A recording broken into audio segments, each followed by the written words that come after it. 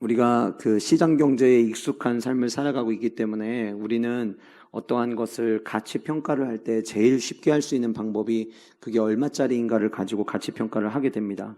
물론 이제 무엇을 기준으로 두느냐에 따라 생각은 조금씩 다르겠지만, 만약에 지금 우리가 예배하는 이 성전 안에서 가장 가치 있는 물건이 뭐라고 생각하세요? 라고 만약에 여러분들이 물어본다면 아마 눈으로 이렇게 훑어보시고 뭐가 제일 비쌀까를 쉽게 우리는 먼저 생각을 한다는 거죠. 그게 우리가 이 시장 경제에 그리고 가치 평가에 익숙한 삶을 살고 있기 때문에 보여지는 현상이라고 하는 것입니다. 제가 도자기를 하나 여러분들에게 보여드릴 텐데요. TV쇼 진품 명품이라고 하는 프로그램에 나왔던 청자 음각 이남은 매병이라고 하는 이 도자기입니다. 기본적으로 일반적 도자기는 높이가 한 25cm 정도 되는데 이때 나왔던 이 도자기는 높이가 44cm였습니다. 다른 도자기에 비해서 조금은 컸고요. 그리고 대부분 저 뚜껑이 보관하기가 굉장히 어려운데 뚜껑까지 손상되지 아니하고 다 온전히 보존되어 있었던 도자기였습니다. 멀리서 보니까 잘 보이지는 않지만 저 가운데로 더 확대해서 보면 가운데 부분에는 연꽃 모양이 그려져 있고 뚜껑 위에도 연꽃 모양이 그려져 있습니다. 이 연꽃 모양이 그려진 것을 통해서 아마도 삼국시대 즈음에 만들어진 도자기였을 것이다 라고 이제 감정하는 분이 하더라고요. 그리고 도자기에 그림을 새기는 방법이 음각 기법을 사용했는데, 이 음각 기법은 11세기 말 12세기 중반까지 자주 사용하던 기법이었다고 해서 이 도자기가 만들어진 시기가 아마 11세기 후 아니면은 12세기 초중반에 만들어졌을 것이다 라고 하는 것으로 연대기적 계산을 하는 것도 듣게 되었습니다. 이 도자기의 색깔을 이제 우리가 비치색이라고 이야기를 하는데, 이 정도의 이 아름다운 비치색을 만들어내기 위해서는 섭씨 1250도에서 1300도의 일정한 열을 가할 때에 이 아름다운 색깔이 나온다고 합니다. 크기가 다른 도자기에 비해서 높이가 조금 큰 것을 보아서 아마 이 도자기는 왕실에서 사용했을 것이다. 그리고 나서 이제 패널들에게 이 도자기는 얼마쯤 할까요? 라고 질문을 했습니다. 여러분들은 이 도자기가 얼마쯤 할 거라고 생각하십니까? 여러분들 답하기 싫죠? 내 거라고 생각하시고, 이게 내 거라고 생각하시고, 이게 얼마 정도 되면 좋겠다고 생각되십니까? 억 단위? 네, 또요. 사람마다 생각은 다 다를 거예요. 그리고 얼마나 많은 정보를 가지고 있냐에 따라서 가격을 매길 수 있는 차이가 있겠지만, 이 도자기는 TV쇼 진품명품에서 가장 높은 감정가를 받았던 25억짜리입니다. 제가 오늘 사뭇 1부, 2부 다 놀랍니다. 우리 교회 성도들 웬만하면 리액션 없으신데 25억이라는 금액에 여러분들이 놀라시는 걸 보니까 아직 굉장히 많이 온전한 정신줄을 가지고 계신 것 같아요. 25억이라고 하는 이 감정액이 나오면서 거의 이거는 지금 우리나라 박물관에 있는 국보급 수준의 청자다라고 하는 이런 판단하는 것을 이야기를 듣게 됐습니다. 저 도자기 하나에 25억이면 집을 사도 며칠을 살 수 있는 금액인 거예요. 문득 저 도자기 하나가, 물론 굉장히 귀한 도자기인 거는 설명을 통해서 들었지만 저는 이런 도자기 쪽을 잘 모르니까 저 도자기 하나가, 고작 저 도자기 하나, 뚜껑 하나 있는 도자기라고 해서 25억이나의 가치를 갖는다면 우리 교회는 도대체 어느 정도의 가치를 가질 수 있을까? 그래서 가상으로 진품 명품에 우리 교회를 평가를, 감정을 의뢰하면 어떤 답이 나올까? 그래서 감정을 의뢰를 해봤습니다. 그랬더니 진품 명품 감정 이후에 최고의 가치를 얻었다. 비웃음은 건강에 좋지 않습니다.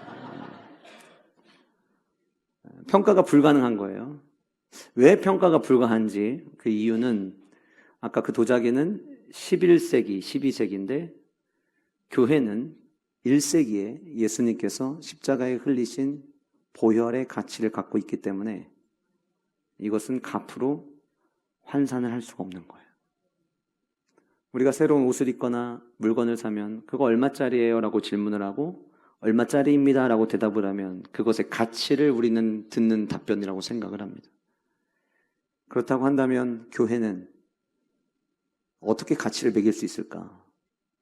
금액으로는 도무지 환산이 안 되고, 그래도 만약에 우리가 흔히 이야기하는 화폐를 이야기하는 것으로 감정을 한다면 교회는 어떻게 표현할 수 있을까? 예수 그리스도의 보혈짜리라고 표현하는 게 가장 적합하지 않을까라는 생각을 해보게 된 거예요. 지난주에 말씀이 끝나고 나서 저는 주일 저녁부터 이제 그 다음 주 설교를 준비하게 되는데 지난주 주일 예배 끝나고 저도 말씀의 은혜를 많이 받았어요. 그리고 이제 이번 주에 여러분들과 나눌 말씀을 제일 먼저 말씀 묵상을 하는데, 오늘 본문 속에 사도 바울이 에베소 장로들에게 지난주와 마찬가지로 이제 에베소를 떠나면서 밀레도에서 에베소 장로들을 초청해서 지난주에 이야기를 했잖아요.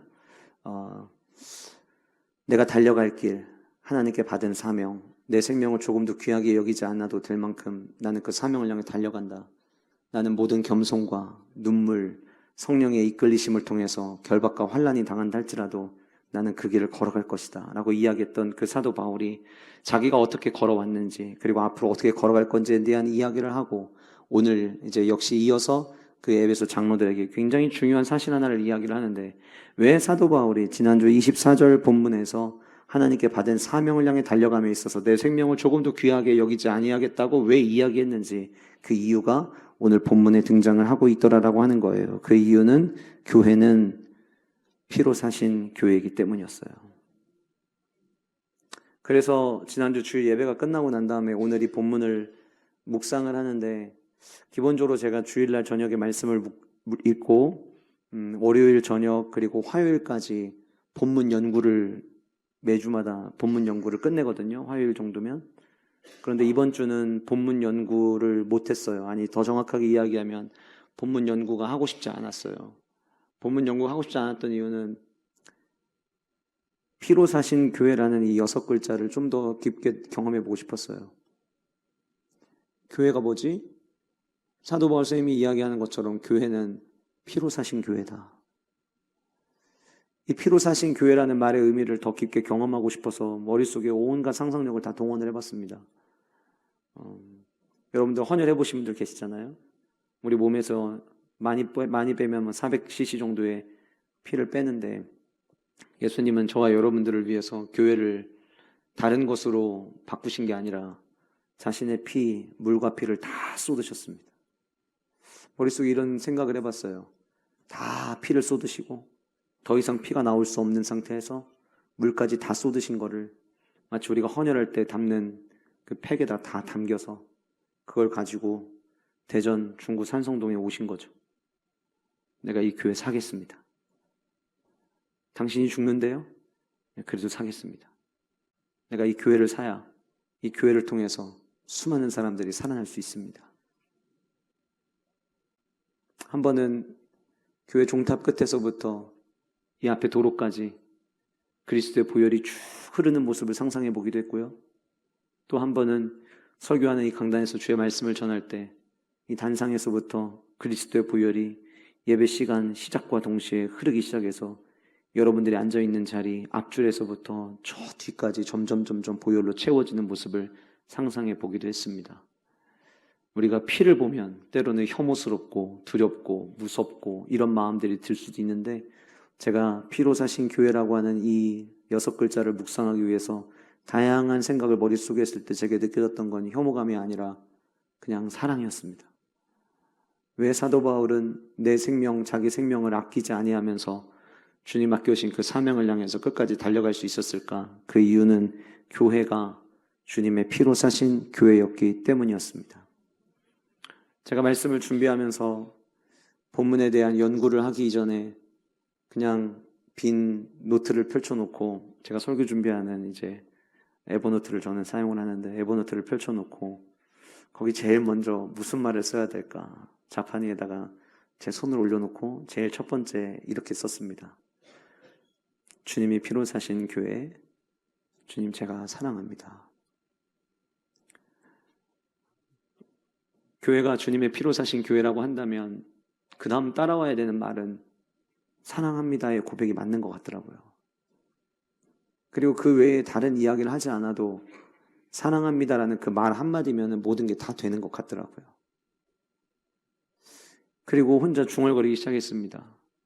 주님의 몸된 교회를 사랑합니다.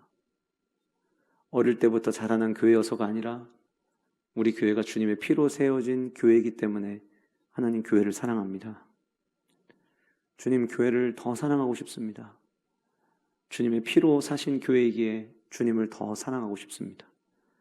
하나님 교회 성도들을 더 가슴 뜨겁게 사랑하고 싶습니다. 주님의 피로 산 성도들이기 때문에 우리 성도들 가슴 뜨겁게 더 사랑하고 싶습니다. 피로 사신 교회라고 하는 그 사실 하나가 이전에 경험해보지 못했던 뜨거운 가슴을 느끼게 해줬었어요. 그래서 성경을 연구하고 본문을 연구하는 시간을 먼저 가진 것보다 훨씬 더 은혜의 시간을 지난주에는 보냈던 것 같습니다. 제가 설교를 하면 때로는 여러분들 중에서 나는 교회 가가지고 주의 말씀 들으면서 좀 위로받고 격려받고 그러고 싶은데 오늘 또 이렇게 뭐 이렇게 잘못한 것만 자꾸 듣고 온 것 같아. 그래서 마음이 무거운 분들이 계실 수도 있을 것 같아요. 근데 여러분 사실 이 강단에서 선포되는 모든 말씀을 제일 먼저 듣는 건 접니다. 묵상을 하면서 먼저 듣게 되고요. 설교를 준비하면서 대지를 만들면서 하나님께서 먼저 저에게 말씀하십니다. 그래서 여러분들이 불편하게 들으지 않으셔도 되는 이유는 그 말씀은 제가 들어야 될 말씀이기 때문이에요.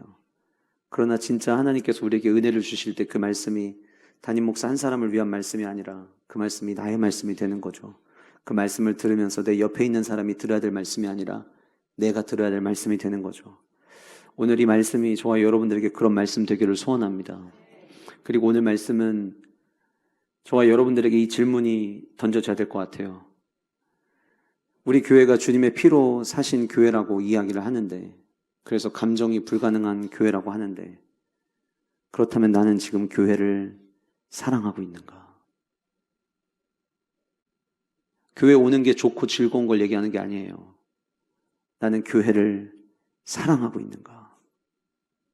많은 분들이 하나님을 사랑하십니까? 라고 질문하면 예, 하나님을 사랑합니다 라고 대답합니다. 예수님을 사랑하십니까? 예, 예수님을 사랑합니다 라고 대답합니다.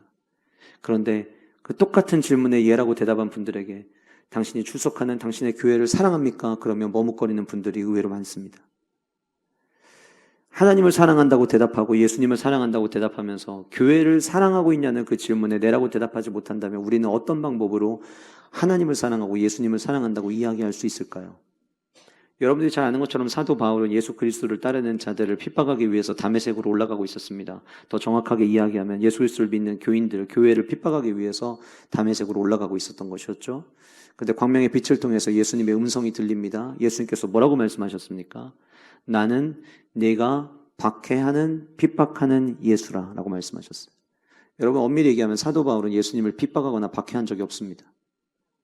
근데 왜 예수님은 나는 네가 박해하는 예수라고 말씀하셨을까요? 교회가 주님의 몸이기 때문입니다. 교회를 핍박하고 교회를 박해하는 건 예수님을 핍박하고 박해하는 거랑 똑같습니다.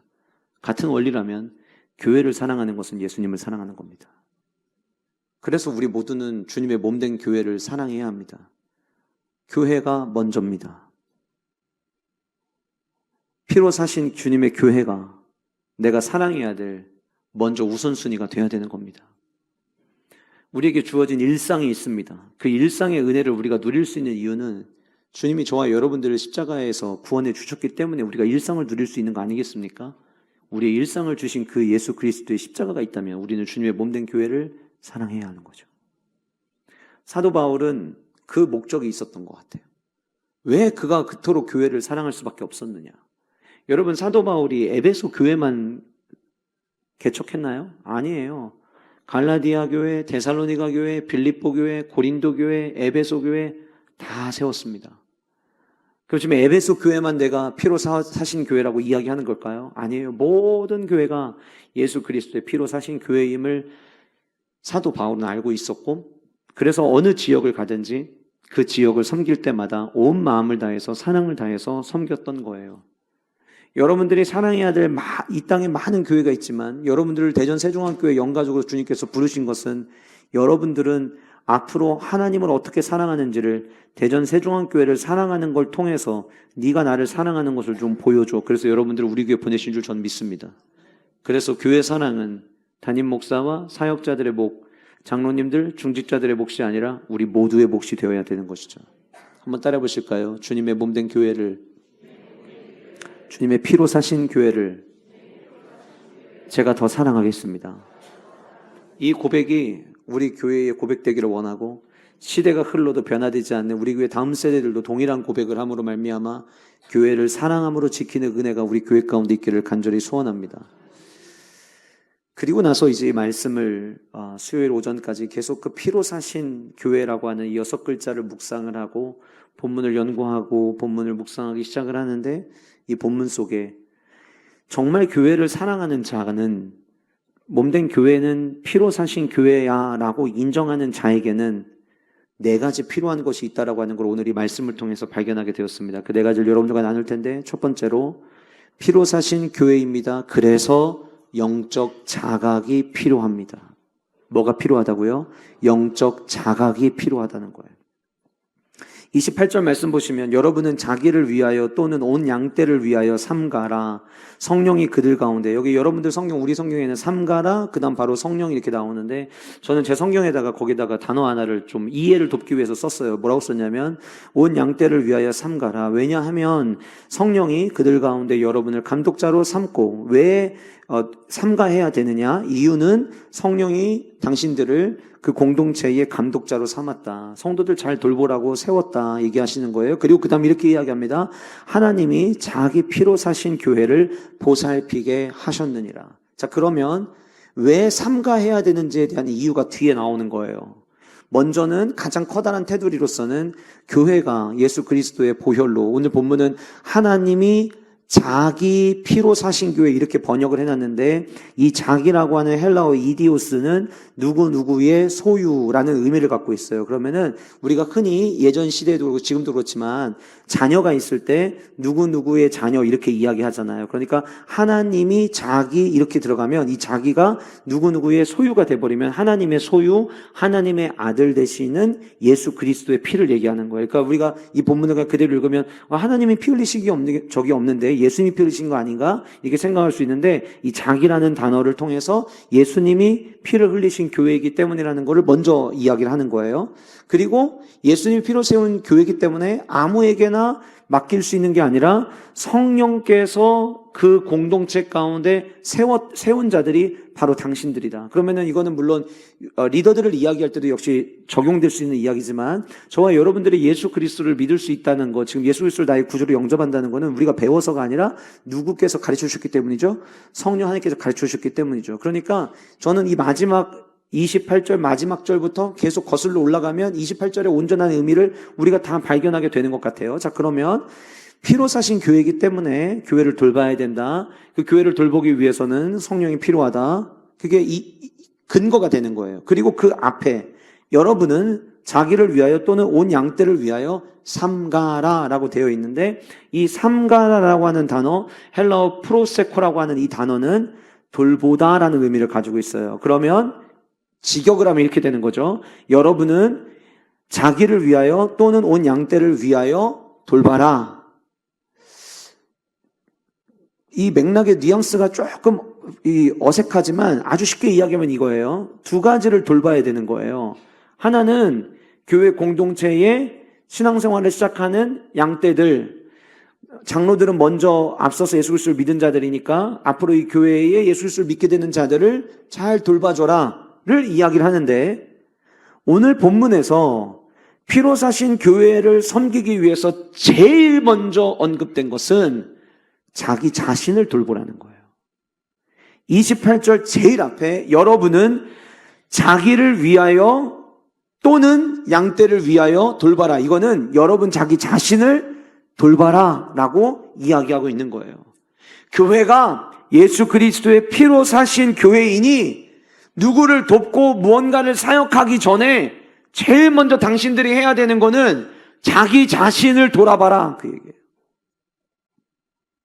그게 영적 자각인 거죠. 여러분, 오늘 우리는 이 말씀을 접하면서 질문해야 돼요. 나는 지난 한 주간 동안 얼마나 바쁘고 분주한 내 삶 속에서 내 영혼을 관리하는 데 집중했는가? 하나님과의 나와의 관계를 위해서 나는 얼마나 헌신했는가?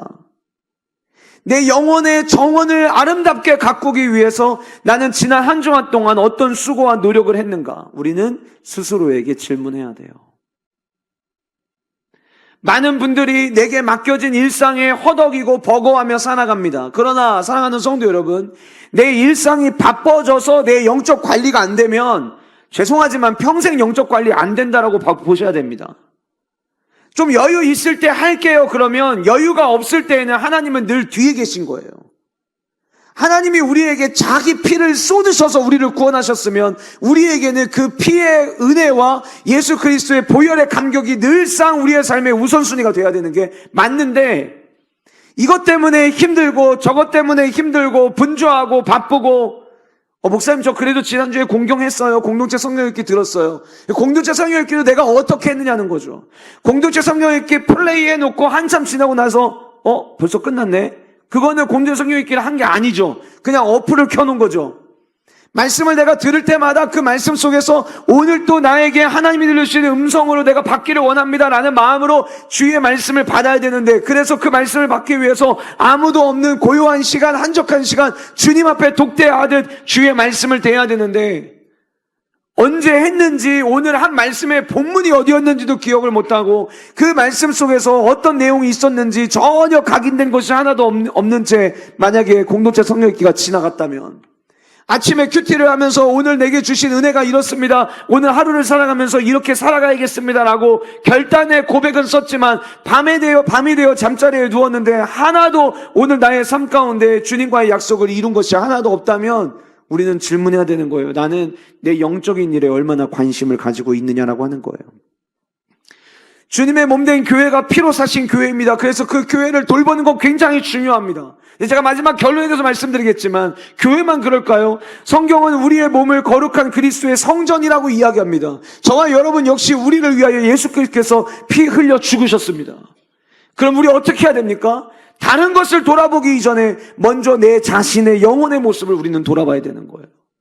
어떤 상황이어도, 내가 어떤 시간을 보내고 있어도 하나님과 나의 관계와 교회와 나와의 관계를, 왜 자꾸 거기서 목사님 교회가 나오냐고요? 말씀드렸잖아요. 교회가 주님의 몸이라니까요.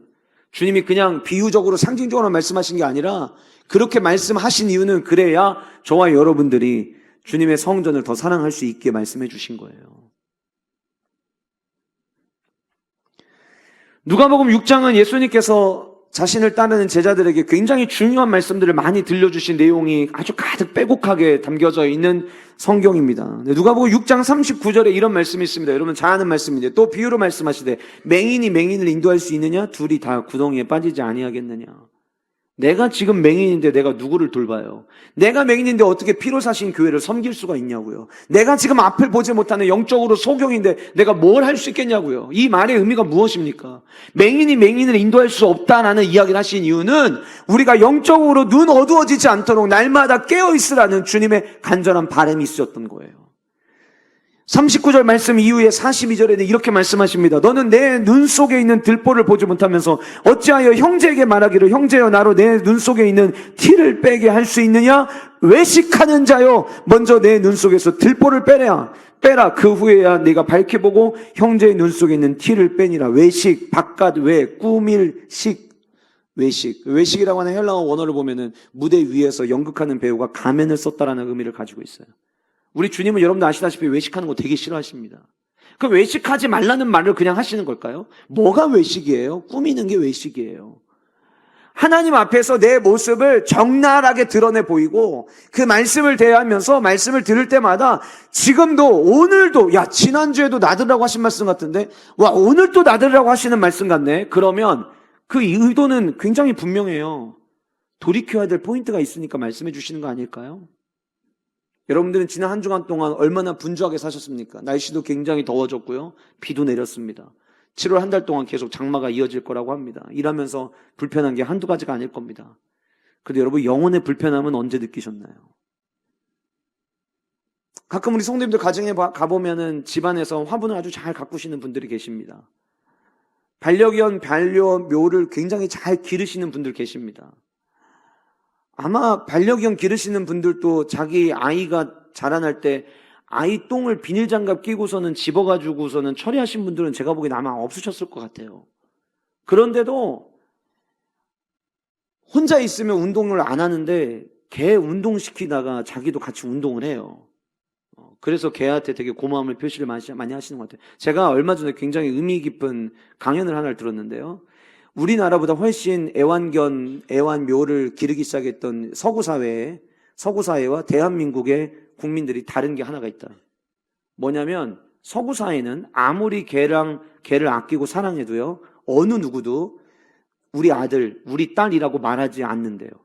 유일하게 대한민국은 강아지, 고양이를 자기 아들이라고 하고 딸이라고 표현을 한대요. 이게 과연 우리에게 정서적으로 유익하겠느냐라는 강연의 내용이었어요. 애완묘를 기르는 걸 제가 뭐라고 말씀드리는 게 아니에요. 제가 가서 보면요, 정말 지극정성이세요. 아이들이 놀 수 있는 놀이거리도 주시고, 사료도 좋은 거 갖다 먹이고, 요즘에는 최대한 사료도 유기농으로 막 먹이려고 하시고, 화분 기르는 것도 마찬가지예요. 그런데 내 영혼의 아름다움을 돌보고 내 영혼이 성장하기 위해서 나는 얼마나 관심 갖고 기르고 있느냐라고 하는 거예요. 그게 나쁜 게 아니라 그 이전에 먼저 우리가 해야 될 일은 내 영혼의 모습을 돌보는 것이 아니겠느냐라고 하는 거예요. 내가 주님의 몸된 교회가 예수 그리스도의 피로 사신 교회라고 한다면 우리는 먼저 나를 돌아볼 줄 알아야 합니다. 제가 아까 말씀드렸죠? 모든 말씀을 들고 강단에 설 때 제일 먼저 그 말씀은 저에게 들려주시는 말씀이에요. 저도 제 자신을 돌아봅니다. 오늘 이 말씀을 통해 하나님은 나에게 뭘 깨닫게 하시길 원하실까? 다음 한 주간 동안 살아가면서 내가 내 삶 가운데 적용해야 될 것이 있다면 그거는 무엇일까? 저도 하나님께 묻고 적용하고 실천하고 살아가요. 사랑하는 성도 여러분, 영혼을 관리하고 영혼을 돌보는 것보다 중요한 일은 없습니다. 영혼이 잘된 같이 범사에 잘 되는 것이고 하나님께서 주시는 은혜는 영적으로 먼저 느끼게 되는 것입니다. 저는 우리 모든 영가족들이 영혼을 돌볼 줄 아는 영적 자각을 잘하는 성도님들 되시기를 주님의 이름으로 축복합니다.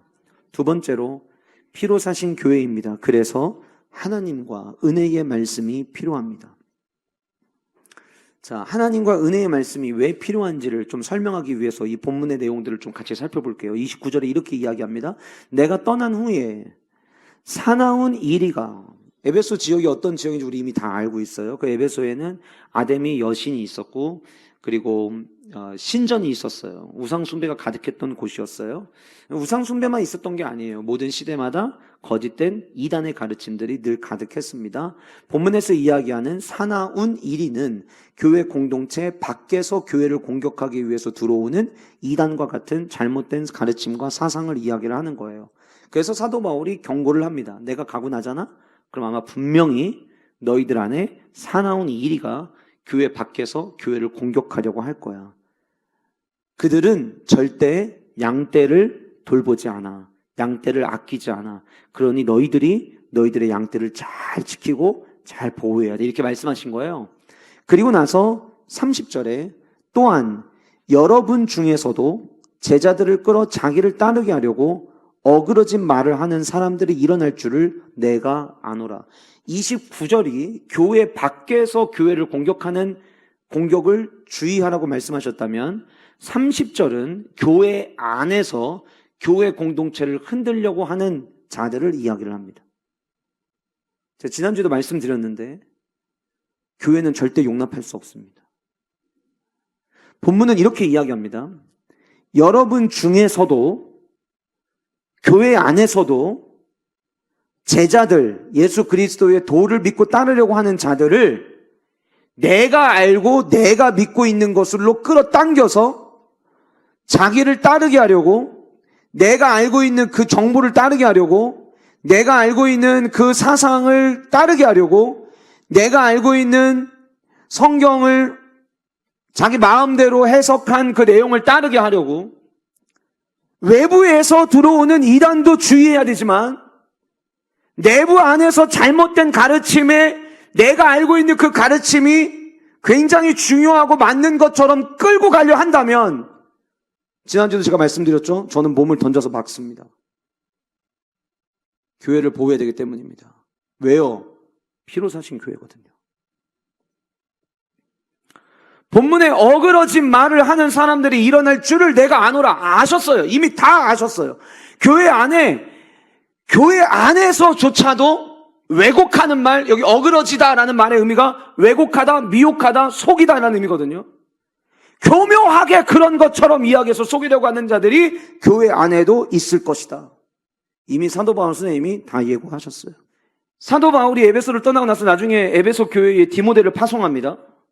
디모데전서 1장 3절과 4절에 보면 에베소 교회가 세워지고, 그때 이제 디모데전서를 쓸 때가 에베소 교회가 세워지고 약 10년이 지난 때거든요. 근데 그때 디모데전서 1장 3절과 4절 말씀 보면 에베소 교회 내에 다른 교훈을 가르치는 자들과 신화와 족보에 몰두하며 교회를 어지럽히는 자들이 등장했다라고 성경은 이야기합니다. 사도 바울이 얘기한 대로 진짜 그렇게 된 거예요. 그런 일들이 교회 안에 있었던 거예요. 이유는 왜 그러냐면요, 우리는 영적인 공동체거든요. 하나님의 영이 있는 곳에는 반드시 이거를 무너뜨리려고 하는 어둠의 영들도 저는 분명 존재한다고 생각합니다. 혹 제가 오늘 지금 여러분들께 드리는 말씀 가운데 불편한 게 있으신 분들은 오십시오. 그럼 제가 말씀드릴게요. 요한계시록 2장 2절과 3절은 에베소 교회에 대해서 주신 말씀이었어요. 에베소 교회 이렇게 말씀하십니다. 내가 내 행위와 수고와 내 인내를 알고 또 악한 자들을 용납하지 아니한 것과 자칭 사도라 하되, 스스로를 나름 뭔가를 알고 있는 사역자인 것처럼 사도라 말합니다. 근데 사도라 하되 아닌 자들을 시험하며 그의 거짓된 것을 내가 드러낸 것과 또 내가 참고 내 이름을 위하여 견디고 게으르지 아니한 것을 아노라. 에베소 교회에 칭찬받았던 게 하나 있었어요. 이런 교회를 흔들려고 하는 사람들이 있었음에도 불구하고 그들은 교회를 끝까지 지켜냈어요. 거짓된 사도들, 잘못된 가르침들이 교회 안에 들어오지 못하게 했어요. 지난 40년 동안 원로 목사님이 그 사역을 하셨고, 이젠 제가 그 사역을 해야 돼요. 가면 갈수록 교회 안에는요, 목사님 이거 기독교 서적인데요, 기독교 서적에도 이렇게 써 있는데요 라고 하는 이야기들이 갈수록 많아질 겁니다. 매달마다 기독교 서적이 쏟아져 나옵니다. 제가 그거를 다 읽을 수는 없습니다. 그러나 주목해서 봐야 될 책들은 저도 봅니다. 근데 제가 보니까 창조론에 관해서도, 교회 안에 교회론에, 심지어 교회론에 관해서도 자기들이 하고 싶은 말을 하기 위해서 성경을 마음껏 재단하는 책들이 지금 너무 많아요. 그래서 우리는 스스로 영적 분별력도 갖춰야 되지만 하나님 말씀의 진리만을 우리는 따라가야 되는 줄 믿습니다. 그래서 31절에 이렇게 이야기합니다. 자, 잘 보세요. 29절 외부의 공격 조심해라. 30절 내부에서도 어그러진 말 하는 사람들이 있을 거다. 그러므로 31절 여러분이 일깨어. 무슨 얘기예요? 그러니까 정신 바짝 차리고 깨어 있으라는 거예요. 베드로전서 5장 8절 9절에 근신하라 깨어라 너희 대적 마귀가 우는 사자같이 두루다니며 삼킬 자를 찾는다라고 성경은 이야기하고 있습니다. 깨어 있어야 돼요. 그래서 31절에 사도 바울이 얘기하는 거예요. 그러므로 여러분이 일깨어 내가 3년이나 밤낮 쉬지 않고 눈물로 각 사람을 훈계하던 것을 기억하라. 자, 그러면 지금 29절, 30절, 31절에 얘기했어요. 외부 조심해라, 내부 조심해라, 그리고 깨어 있어라 이야기하고 난 다음에 32절이 핵심 구절입니다. 같이 읽겠습니다. 시작. 자, 32절에 주와 이렇게 돼 있는데 신약 성경에서 주라고 번역을 하려면 대부분 헬라어가 퀴리오스예요. 근데 여기 본문에는 퀴리오스를 쓰지 않고 데오스를 썼어요. 그러면 하나님으로 번역하는 게 맞습니다. 지금 내가 여러분을 하나님과 그 은혜의 말씀에 부탁하노니, 여기 부탁하노니라는 말의 원어의 의미는 맡긴다, 의존하게 한다, 이런 의미예요. 그러니까 앞에서 외부의 공격, 내부의 공격, 이거를 너희들이 이기기 위해서 깨어 있어야 된다라고 이야기하고 난 다음에 하나님과 하나님 은혜의 말씀에 내가 너희들이 의탁되기를, 너희들이 맡겨지기를, 하나님의 말씀에만 의지하기를 내가 원하노니, 그런 얘기예요. 그 말씀이, 하나님의 말씀이, 은혜의 말씀이 여러분을 능히 든든히 세우사 거룩하게 하심을 입은 모든 자 가운데 기업이 있게 하리라. 이 거짓된 이야기에 흔들리지 아니하고 하나님의 말씀만을 따를 때에 상급 기업을 있게 하시겠다라고 사도 바울을 통해서 약속을 주셨어요. 너를 능히 든든히 세우는 것도 말씀이다. 그래서 처음에 제가 32절에 있는 말씀을 이제 묵상을 하면서 하나님과 말씀, 여기까지 동의가 됐어요. 근데 이제 문득 이런 질문을 해본 거예요. 성경에 주와 하나님과 및 그 은혜의 말씀이라고 이야기를 했거든요. 그냥 하나님의 말씀이라고 해도 되고 그의 말씀이라고 해도 되는데, 성령의 감동에 의해서 이 성경을 쓰던 누가를 성령께서 여기에 은혜라는 단어를 넣게 한 거예요. 하나님과 그 하나님의 은혜의 말씀에 너희들을 내가 의탁시킨다, 의지하게 만든다, 맡겨드린다 라고 이야기를 했다면, 하나님의 말씀이 다 은혜의 말씀 아닌가? 라는 질문을 해보게 된 거죠. 하나님의 말씀이 다 은혜의 말씀 아닌가? 그러면 굳이 여기다가 은혜의 라는 단어를 꼭 굳이 넣을 필요가 있었을까? 그리고 생각을 하는데요, 하나님의 말씀이 다 은혜의 말씀이 되지 않을 수 있다는 것을 생각나게 하셨어요. 어떤 경우냐? 우리 지금 다 같이 예배를 드려요. 다 같이 말씀을 드려요. 말씀을 통해서 성령님은 우리를 가르쳐 주세요. 깨닫게 하십니다. 잘못된 게 있으면 이게 잘못된 거구나라는 걸 깨닫게 하시거나, 아니면 영적 자각, 내 마음을 내가 더 관리해야 되는데 지난 주간 또 분주하다는 이유 하나만으로 난 진짜 한 주간 동안 기도 생활도 못하고 말씀 생활도 제대로 못하고 진짜 오롯이 하나님의 은혜를 누리기 위한 삶을 내가 못 살았던 것 같네, 깨달을 수 있어요. 은혜의 말씀과 그냥 하나님의 말씀의 차이가 있습니다. 하나님의 말씀은 어디까지나 성경 해석이에요. 정보예요. 은혜의 말씀은요, 말씀을 들었잖아요? 말씀대로 살지 못하는 내 모습을 발견해서 때로는 불편하기도 해요. 근데 그 말씀이 은혜의 말씀으로 내게 다가오면 그 말씀에 아멘하고, 그 말씀 때문에 회개하고, 그 말씀 때문에 적용하고, 그 말씀 때문에 성화될 목적을 갖고, 그 말씀 때문에 더 주님 닮아가려고 하고, 그 말씀 때문에 주님의 몸된 교회를 더 사랑하려고 합니다. 은혜의 말씀은 나를 계속 변화시킵니다. 그냥 하나님의 말씀은 교회 사랑하는 이야기를 하게 하려고, 교회 사랑하는 게 하나님 사랑하는 거고, 사도 바울의 이야기가 나는 내가 박해하는 핍박하는 예수라와 그거를 또 이렇게 연결을 해서 우리 목사님 진짜 연결은 진짜 잘한다, 이렇게 내가 듣고 있다면 죄송하지만 여러분들은 그냥 말씀을 듣고 계신 거예요. 은혜의 말씀이 아니라. 은혜의 말씀은 늘 나를 돌아보게 합니다. 은혜의 말씀은 내 옆에 앉은 사람이 이 말씀 제대로 좀 들었으면 좋겠다가 아니라, 은혜의 말씀은 먼저 나를 돌아보게 해요. 나를 돌아보게 하고 나를 변화시키는 거, 그게 은혜의 말씀이에요. 저는 우리 모든 영가족들이 예배하는 자리 나올 때마다 은혜의 말씀 되시기를 주님의 이름으로 축복합니다.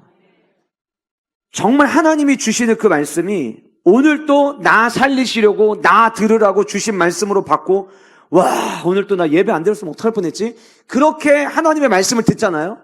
그러면 자연스럽게 주님의 몸된 교회를 사랑하게 돼 있어요. 내가 사는 곳이니까, 내가 살아나는 장이니까. 하나님의 몸된 교회를 사랑하잖아요. 그래서 그 은혜의 말씀 안에 내가 거하면요, 아무리 이단들이 와가지고 자기 이야기를 떠들어도, 아무리 교회 안에서 다른 가르침을 가지고 근데 이거는 이런 거야 라고 얘기를 해도 그게 귀에 들어오질 않습니다. 내가 지금 받은 말씀 소화하기도 너무 벅차거든요. 일주일에 주일 낮 예배를 통해서, 오후 예배를 통해서, 혹은 금요 성령봉회를 통해서 수요일날 성경 나누고 또 소그룹에서 나누면서 주일에 주셨던 말씀을 다시 점검하고, 수요일까지 내가 말씀대로 살지 못했던 거를 다시 적용하고 살기 위해서 내가 살아가는 내 삶의 패턴도 너무 버거워요. 너무 버거워요. 은혜의 말씀으로만 받아도 저와 여러분들의 삶은 계속해서 주님 닮아가는 모습으로 저는 변화되리라 확신합니다. 그래서 여러분들에게 스스로에게 질문하셔야 돼요. 나는 지금 하나님의 말씀을 듣고 있느냐, 하나님의 은혜의 말씀을 듣고 있느냐. 저는 우리 모든 영가족들이 은혜의 말씀으로 받으시기를 축복합니다. 은혜의 말씀으로 받을 때에 우리의 삶에 변화가 일어나는 거예요. 피로 사신 교회가 흔들리지 않는 비결은, 그리스도의 몸된 성전 되신 여러분들 한 분 한 분이 흔들리지 않는 비결은 교회 예배에서 은혜 받으십시오. 그러면 됩니다. 우리 교회 다음 세대 아이들 교회 안에서 은혜 받고 교회 안에서 말씀 안에서 자라나는 세대 될 수 있기를 간절히 소원합니다. 그러면 2단 3단이 와도 넘어지지 않아요. 은혜 못 받잖아요. 그럼 계속 기웃거립니다. 우리 교회는 은혜가 없어. 우리 교회가 은혜가 없다니요. 내가 은혜를 못 받고 있는 거죠. 세 번째로 예수 그리스도의 피로 사신 교회입니다. 그래서 서로 섬기는 섬김이 필요합니다. 여러분, 피로 사신 교회면은요, 우리의 섬김은 당연한 겁니다. 왜요?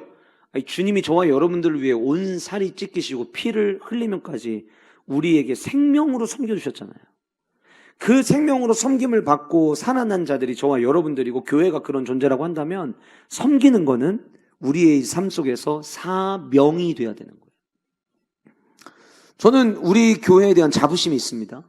우리 교회 성도님들 이 말 때문에 우리가 교만해지지 않기를 바라지만 한국 교회 평균 이상 저는 섬김 지수에 있어서만큼은 한국 교회 평균 이상이라고 저는 자부합니다.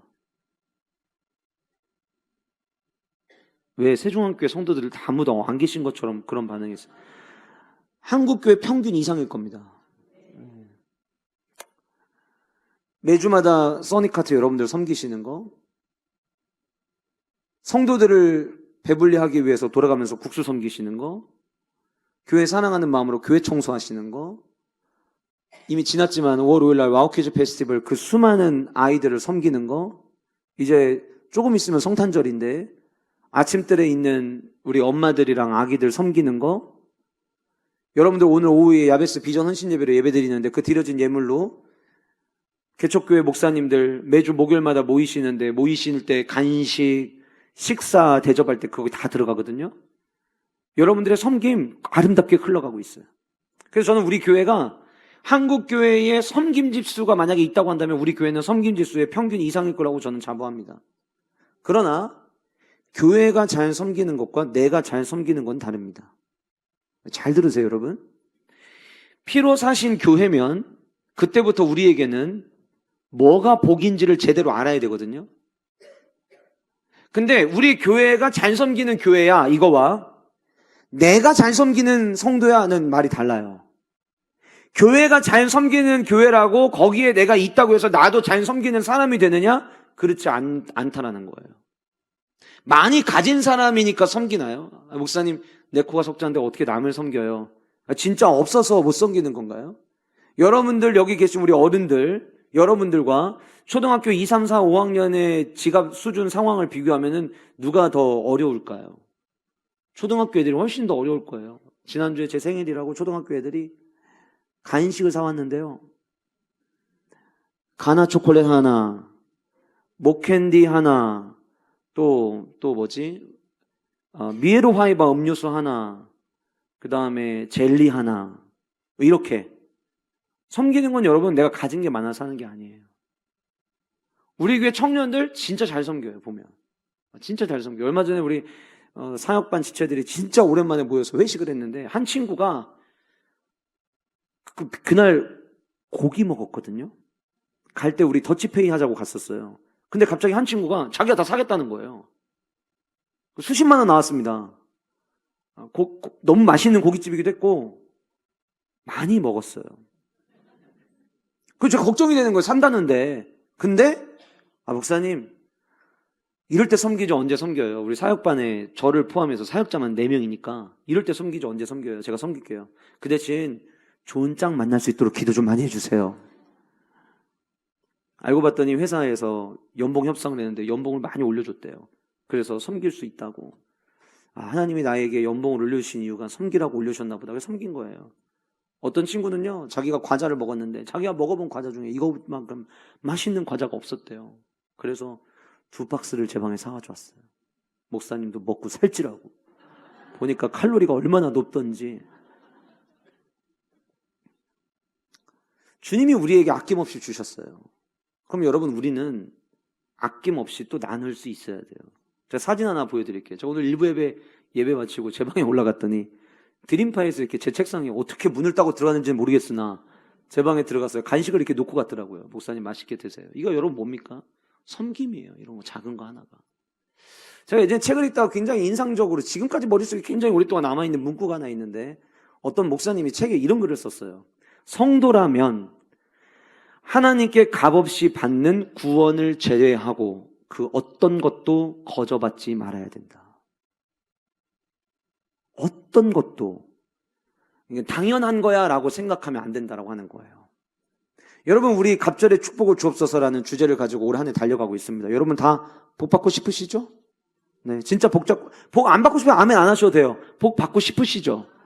성경에 보면은 시편에서도 시편을 제일 먼저 시작할 때 그 하나님에 대한 수많은 찬송들이 있는 시편을 쓸 때 제일 먼저 시편 1편에 복 있는 사람에 대한 이야기를 했어요. 예수님이 공생애를 시작하시면서 산상수훈을 이야기할 때 제일 먼저 팔복을 이야기하셨어요. 근데 오늘 본문에 보니까 35절에 예수님께서 친히 말씀하신 바, 예수님이 야, 누가 복 있는 줄 알아?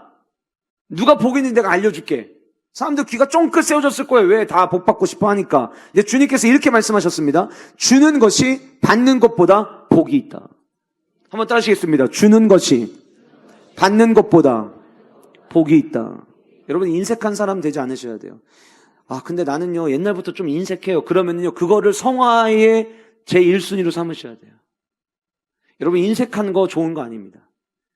인색한 거 좋은 거 아닙니다. 누군가는 꼭 점심 먹고 올라오면은 아, 오늘 내가 살게요 하는 분들이 계세요. 근데 아직 한 번도 내가 카페에서 점심 먹고 올라가지고 내가 사본 적이 없는 것 같다. 그러면 오늘 그분들의 지갑이 열리기를 소원합니다. 우리 교회는 너무 좋은 전통이 있어요. 좋은 일이 있으면 좋은 일이 일어난 것 때문에 성도들을 섬겨요. 이제 다다음 주 초복축제가 있는데 여러분, 이번 초복축제는 그렇게 섬기는 분들이 지금 기다리고 계세요. 좋은 일이 있어서 섬기고, 또 슬픔을 당했는데 성도들이 위로해줘서 그거 감사해서 섬기세요. 여러분들 식사하시다가 우리 교회 식사하면 왜 어떤 날은 떡 나오고 왜 어떤 날은 떡이 안 나와? 오늘은 왜 떡 없어? 그 떡 있는 날은 누군가가 말없이 감사하고 섬기는 날인 거예요. 근데 보면은 거의 한 1년에 떡 나오는 날이 많아요. 다 섬기는 거예요, 그렇게. 예수님께서 뭐라고 말씀하셨냐면 주는 것이 받는 것보다 훨씬 더 복이 있다. 그럼 여러분은 어떻게 하시겠습니까? 줘야죠. 누가복음 6장 38절에 있는 말씀을 우리 세 번역으로 한번 읽어보실게요. 예수님이 하신 말씀입니다. 같이 읽겠습니다. 시작. 여러분들 가운데 하나님 우리 가정도 복 좀 주세요. 하나님 2024년 갑절의 축복을 주신다고 했는데 하나님 우리 가정도 복 좀 주세요. 기도할 때 잘 귀를 기울여 보세요. 주님 말씀하실 거예요. 너도 줘라. 난 너에게 복을 주기를 원한다. 근데 너는 왜 이렇게 인색하니? 너는 내가 피로 사서 너를 생명을 내가 사줬는데 넌 왜 이렇게 인색하니? 작은 거 하나거든요. 작은 거 하나. 성도라고 하면 서로 나눌 수 있어야 돼요. 여러분들 모든 말씀의 대지가 질문인데 한번 여러분 스스로에게 질문해 보세요. 나는 잘 섬기는 사람인가? 그때 여러분들 속으로 네, 할 수 있어요. 근데 진짜 대답은 누가 해야 되냐면 여러분들 옆에 계신 분들이 하는 거예요. 여러분들이 진짜 잘 섬기는지 물으려면 어디서 물어보셔야 되냐면 목장 모임에서 목원들한테 물어보시면 정확히 압니다. 안수 집사님들 모여있는 그 모임에서 내가 잘 섬기는 사람인 것 같아요 물어보시면 다 대번에 알고요. 장로님들 모여있는 자리에서 내가 잘 섬기는 사람 같아요 물어보면 답 나옵니다. 권사님들 모임 안에서 내가 잘 섬기는 사람 같아요 물어보면 답 나옵니다. 근데 상대방이 약간 머뭇거린다. 나중에 내라고는 해주긴 해줬는데 잠깐 머뭇거렸다. 그러면은 돌아보셔야 돼요. 주님 말씀하십니다. 남에게 주어라. 그리하면 하나님께서도 너희에게 주실 것이니. 어떻게 주시냐? 되에다가 누르고 흔들어서, 그러니까 누르고 흔들으면 얼마나 꽉꽉 눌러야 흔들었을 때 안 떨어지겠어요? 누르고 흔들어서 거기서 끝나잖아요. 누르고 흔들어서 툭 잘라가지고 됐어 이렇게 주시는 게 아니라 누르고 흔들어서 넘치도록 후하게 되어서. 우리 하나님은 그렇게 우리에게 주실 준비를 하고 있어요. 내가 너무 인색한 거죠. 내가 나눌 줄을 모르는 거죠. 여러분, 자 여기서 제가 중요한 말씀 하나 드릴게요. 이거는 헌금 설교가 아닙니다. 하나님 앞에 예물 드린 것에 대해서 이야기하는 게 아니에요. 남에게 주어라 이야기하는 거예요. 하나님을 사랑하는 게 제1계명이면 가장 큰 두 번째 계명은 이웃을 사랑하는 거예요. 이웃을 사랑하는 거 어떻게 표현할 수 있습니까? 주는 거예요. 주면서 서로의 사랑을 나누는 거예요. 주님이 말씀하셨어요. 너희가 나를 따르는 제자라면 남에게 주어라. 그러면 하늘 아버지께서 되에다가 누르고 흔들고 그 위에다가 더 쌓아서 너희들에게 주실 것이다. 저는 남은 2024년은 서로 섬기다 끝나는 한 해가 되기를 소원합니다. 그래서 여러분들 모두 축복의 주인공들 되시는 우리 영가족 공동체가 될 수 있기를 간절히 소원합니다. 여러분, 마가의 다락방에서 오순절 마가의 다락방 성령의 임재를 경험하고 난 다음에 어떤 일이 일어났는지를 2장 뒷부분에 막 기록을 하거든요. 근데 영적인 변화된 이야기가 끝나고 2장 44절에 영적인 영역 말고 삶의 영역에 제일 먼저 언급되는 내용이 뭐냐면 믿는 사람이 다 함께 있어 모든 물건을 서로 통용하고, 이게 성령 충만을 받은 자들의 삶의 영역에서 제일 먼저 언급되는 부분이에요. 근데 뭐 하나를 막 이렇게 너무 아까워요. 너무 아까워요. 그런 분들은 내 것도 내 거고 제 것도 내 거인 사람이에요. 제가 사주면 고마워요. 좋아해요. 근데 내 거는 절대 나가지 않아요. 근데 성령 충만한 자들의 삶에 나타나는 첫 번째 삶의 모습이 서로 통용하는 거였어요. 나누는 거였어요. 45절에 이야기합니다. 재산과 소유를 팔아 각 사람의 필요를 따라 나눠주며. 사도행전 10장에 이방인이었다가 온 가족이 구원받았던 고넬료라는 사람이 나오죠. 이달리아 부대라는 군대의 백부장이라고 하는 개인 정보를 언급하고 난 다음에 그가 영적으로 그는 경건한 사람이었고 하나님을 경외하는 사람이었다는 소개를 합니다. 그리고 그의 삶의 영역의 제일 첫 번째 소개가 뭔 줄 아세요? 구제를 많이 하는 사람이었더라. 돕는 자라는 거예요. 줄 아는 자라는 거예요. 여러분, 작은 거, 큰 게 중요한 게 아니에요. 구원 외에는 모든 것을 거저받지 마시고 혹 받은 게 있거든 나눠주시는 은혜가 여러분들 가운데 있기를 간절히 소원합니다. 우리는 받는 것도 복이에요. 그러나 그거보다 더 복은 주는 게 복이에요. 여러분들이 수요일이면 목장 모임으로 모이십니다. 권면합니다. 수요일 되기 전까지 누군가를 섬겨보세요. 그리고 목장 모임 시간에 저는 지난주 주일 말씀 듣고 오늘 오기 전까지 이렇게 누구를 섬겨봤습니다. 이번 주 수요일에 말하는 섬김의 나눔은 절대 자랑이 아니에요. 말씀대로 순종한 내 영적인 삶을 점검하고 가꾼 아름다운 이야기입니다. 그러니까 나누세요. 저는요, 누구에게 얼마짜리여서 이런 얘기 안 해도 돼요. 그냥 누구에게 어떤 섬김을 했는지만 나누시면 돼요. 말씀을 듣고 말씀대로 따라가는 은혜가 우리 모두에게 있기를 간절히 소원합니다. 잠언 19장 6절에 이런 말씀이 있습니다. 너그러운 사람에게는 은혜를 구하는 자가 많고 선물 주기를 좋아하는 자에게는 사람마다 친구가 되느니라. 여러분 다 공감하실 거예요. 인색한 사람 옆에 친구 없습니다. 내가 가지고 있는 것이 무엇이든 얼마를 가지고 있든 함께 나누고 섬길 줄 아는 그 섬김의 아름다운 문화가 우리 교회 안에 배가 될 수 있기를 간절히 소원해 봅니다. 마지막 네 번째로 피로 사신 교회입니다. 그래서 기도가 필요합니다. 뭐가 필요하다고요? 기도가 필요합니다. 36절 이 말을 한 후에 무릎 꿇고 그 모든 사람들과 함께 기도하니. 여기 여러분 사도 바울은 어떤 사람이었습니까? 에베소 교회를 위해서 3년 동안 눈물을 흘리던 사람이었습니다. 그 눈물이 이제 사도 바울 혼자에서 끝나는 것이 아니라 그 눈물이 함께 있는 그 장로들에게 전염이 된 거예요. 저는 우리 교회가 기도가 전염되는 교회 되기를 소원합니다. 여러분들 중에는 기도를 전염시켜야 되는 분들도 있고 기도의 전염을 받아야 되는 분들도 계십니다. 기도의 전염을 받아야 되는 분들 가운데 내가 속한 것 같다면 여러분 그 전염은 받으셔야 됩니다. 기도해야 교회입니다. 이것 봐요. 아멘들을 잘 안 하시잖아요. 기도해야 교회입니다. 저는 오늘 이 말씀을 준비하면서 굉장히 예전에 읽었던 책에서 있었던 예화였는데 굉장히 그 기억이 나는 게 있었어요. 뭐였냐면 아주 오래전에 미국에서 이제 미국은 기차가 한번 지나가면은 막 엄청 길게 가거든요. 그리고 그 기차에는 물건도 실지만 그 기차 이 구간마다 냉동 칸들이 있었다고 해요. 그래서 이제 한 직원이 업무가 다 끝나갈 즈음에 각 칸마다 마지막 점검을 하는 이제 과정에서 한 냉동 칸을 점검을 하기 위해서 문을 열고 들어가서 물건들이 잘 있는지 점검을 하고 나오려고 하는데 그 점검하는 사이에 이 냉동 칸 문이 닫혀버린 거예요. 그래서 밖에서 문을 열으려고 아무리 노력을 해도 열리지가 않고 냉동칸의 특성상 두껍잖아요. 그러니까 밖에 아무리 외쳐도 사람들이 반응이 없는 거예요. 그리고 밖에 있었던 사람도 퇴근할 시간이라 다 그냥 아무 생각 없이 퇴근을 한 거예요. 냉동칸 안에 갇혀있는 이 사람이 두려워하기 시작합니다. 이대로 죽겠구나. 내가 어떻게 죽었는지는 그래도 남겨놔야 되지 않을까? 그래서 이제 주머니에 있는 메모지와 펜을 꺼내서 메모하기 시작했다고 해요. 점점 내 체온이 떨어져 간다. 이제 곧 나는 동상에 걸리게 되겠고 온몸이 마비되고 차갑게 굳어져서 죽겠지. 그래, 나는 지금 서서히 죽어가고 있어. 이렇게 노트에다 적어놨대요. 있었던 일입니다. 이거 만들어낸 이야기가 아니라. 그래서 그 다음날 이제 나머지 직원들이 출근을 한 거예요. 근데 안 보여요, 직원 한 명이. 왜 안 보이지? 그러다가 이제 우연히 칸칸마다 이렇게 점검을 하게 되는데 그 안에 그 직원이 죽어 있는 거예요.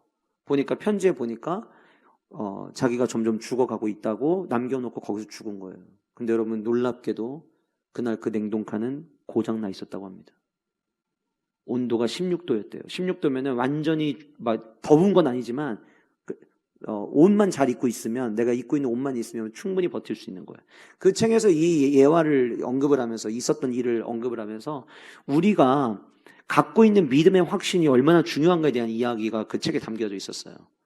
제가 왜 이 생각이 났냐면, 당시 에베소 교회 성도들의 입장에서 3년 동안 어떻게 보면 우상 숭배의 근원지와 같았던, 그리고 성적으로 음란했던 그 도시에 예수 그리스도의 십자가의 복음이 들어왔잖아요. 근데 이제 사도 바울은 3년의 사역을 마치고 이제 떠나요. 그러면 어떤 생각이 들었을까요? 위기감이 당연히 들었겠죠. 이제 앞으로 우리가 그럼 싸워야 되는 거야? 우리가 이제 이 우상 숭배의 도시에서 우리가 싸워야 되는 거야? 그러면 어떤 생각이 들어오냐면 위기감이 들어오는 거예요. 요즘 한국교회 가장 큰 게 뭐냐면 위기감이에요. 안 되는 거 아니야? 다음 세대 부흥 안 되는 거 아니야? 그런데 여러분, 처음에는 안 되는 거 아니야? 못 나가는 거 아니야? 그러다가 그게 믿음이 돼버려요. 그럼 그 믿음 때문에 죽는 거예요. 지금 이들 안에 말로는 표현을 못하고 있지만 사도 바울을 더 이상 못 본다고? 그럼 우리는 어떻게 해? 위기감이 몰려왔어요. 근데 그때 사도 바울이 그 위기를 정면 돌파하는 방법으로 기도를 선택한 거예요. 기도하는 사람은 절대 망하지 않습니다. 기도하는 사람은 정면 돌파할 수 있습니다. 정면 돌파할 수 있는 힘은 기도에서 나오는 줄 믿으시기를 바랍니다. 사도 바울은 자기가 어떻게 사역을 했는지에 대한 이야기를 쭉 했어요. 그 에베소 교회와 에베소 교회의 사역은 결코 방어적인 사역이 아니었어요. 방어적인 사역이었더라면 아데미 신전 만드는 사람들이 와서 데모하고 시위하지 않았겠죠. 굉장히 공격적인 사역을 했어요. 그리고 에베소 교회뿐만이 아니라 늘 사도 바울의 사역은 공격적 사역이었어요. 왜 가능했을까요? 기도가 있었기 때문이었다는 거예요. 교회 연구가인 탐 레이너가 쓴 살아나는 교회라는 책이 있습니다. 근데 우리 한국에는 번역을 살아나는 교회로 번역을 했지만 원제는 스크래피 철치예요. 스크래피 철치. 이 스크래피라고 하는 단어가 원래 의미는 부스러기, 잡동사니 이런 의미도 갖고 있지만 사실 제일 많이 사람들이 쓸 때는 언제냐면 어떤 경기가 있을 때, 스포츠 경기가 있을 때 공세적인 자세를 취해서 공격적인 전술을 펼칠 때 이 스크래피라고 하는 단어를 씁니다. 탐 레이너 목사님이 교회는 번역은 살아나는 교회로 되어 있지만 한국은 그렇지 않고 교회는 공세적 교회가 돼야 된다. 지금 이 시대에는 코로나 끝나고 난 이후에 교회가 위축되면 안 되고 오히려 이러면 이럴수록 더 공세적인 공동체, 공세적인 교회가 돼야 된다. 물론 이 책은 코로나 이전에 쓰여진 책이에요. 근데 그 책을 저는 읽으면서 지금 우리의 교회의 모습이 어때야 되는지를 저는 그 책을 통해서 발견을 하게 됐던 거죠. 근데 그 책의 두 번째 챕터의 주제가 공세적인 교회를 위한 준비라고 하는 게 두 번째 챕터의 주제였어요. 거기에 이런 내용이 나옵니다. 공세적인 교회를 위해서는 목회자와 성도들이 하나님이 여전히 자신의 교회에 일하고 계심을 확신해야 된다. 여러분 확신하십니까? 아멘이시죠? 지역사회를 변화시키는 교회가 되기 위해 앞으로 나아가는 교회가 될 꿈을 꿔야 된다. 여러분 우리 교회가 그런 교회 되기를 원하시죠? 아멘이시죠? 자, 그런데 이거는 어떻게 보면 기본적인 마인드의 상황이라면 톰 레이너가 공세적인 교회의 특징을 이야기하면서 이걸 얘기합니다. 그게 뭐냐면 공세적인 교회의 특징을 살펴보니 따라하시겠습니다. 기도에 많이 의존하더라. 공세적인 교회를 가만히 살펴보니까, 전 세계 공세적인 교회를 살펴보니까 기도에 많이 의존하더라는 거예요. 부흥을 위해 기도하는 방법은 조금씩은 달랐지만 그러나 공통적인 거는 공세적인 교회는 다양한 방법으로 기도를 놓치지 않고 있었다. 저는 이거는 교회를 위한 책입니다. 그러나 전 성도들도 똑똑하다고 생각합니다. 예수 그리스도의 피로 사신 저와 여러분이고 우리 몸을 그리스도의 성전이라고 이야기한다면 누가 위기의 상황을 극복할 수 있을까요? 누가 공세적인 삶을 살아갈 수 있을까요? 언제까지 여러분들 방어만 하시겠어요? 언제부터 우리는 공세적인 삶을, 공격적인 삶을 살 수 있을까요? 그럴 수 있는 유일한 방법은 내가 기도하는 시간부터입니다. 저는 오늘 이 장면을요, 머릿속에서 이렇게 머릿속에 그려보는데 마치 그 엄청난 결단을 한 결연한 모습으로 그래 우리가 하자 꼭 그러는 것처럼 보였어요. 함께 기도합니다. 기도하면서 크게 눈물을 흘렸어요. 여러 가지 의미가 있겠죠. 헤어짐의 안타까움의 이야기도 있을 수 있겠지만 저는 그 기도하는 과정 속에서 우리 교회 주님이 그래 피로 사신 교회 그래 사도 바울 선생님이 교회 지킨 것처럼 우리도 한번 교회 지켜보자.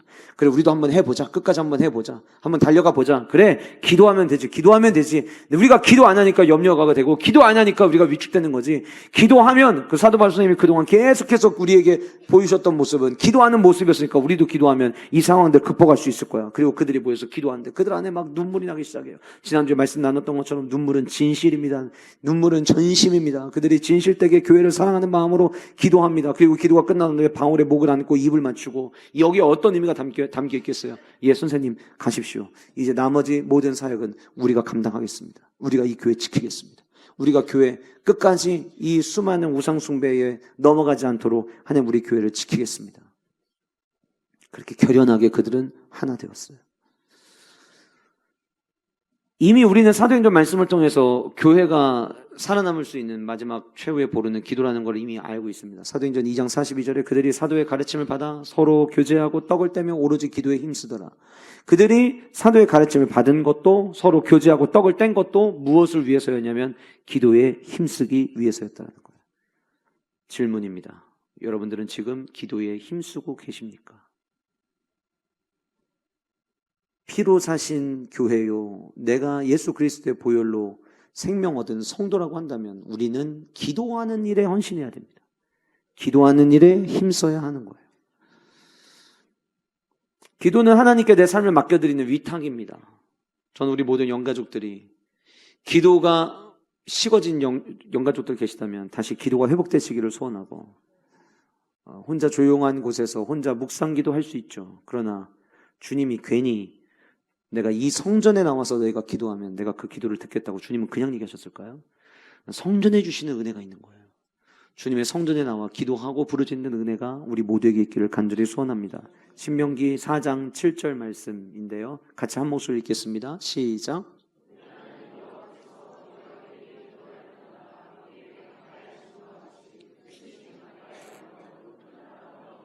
기도할 때 하나님께서는 가까이 하십니다. 주님 곁에 가까이 붙어 있잖아요. 떨어지는 은혜가 너무 많습니다. 주님 곁에 있잖아요. 부스러기 은혜인데 그 은혜는 내게 부스러기 은혜가 아니라 압도하는 은혜가 됩니다. 저는 여러분들에게 그 은혜와 축복이 있으시기를 주님의 이름으로 축복합니다.